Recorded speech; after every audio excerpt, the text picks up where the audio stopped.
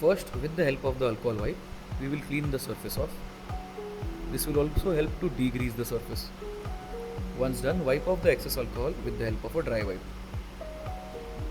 Making sure it is clean, spray soap solution on the surface. Be generous with the soap solution.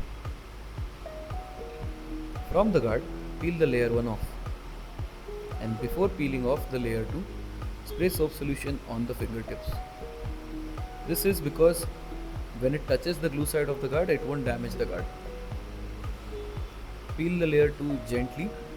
There are notches across the edges, so be careful with that.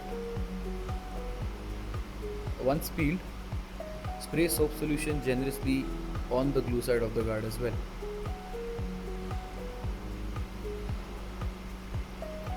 This will help the guard to slide once placed on the surface.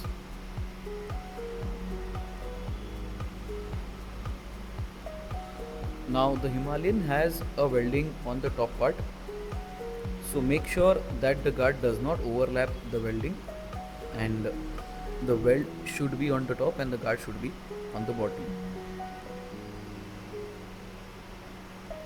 Spray soap solution on top of the guard as well. It will help the squeegee to glide easily, and from the center towards the edges, squeeze all the soap solution out. Clean the excess soap solution with the help of a dry wipe. Also, if you see any visible bubbles, you can push it off with the dry wipe as well.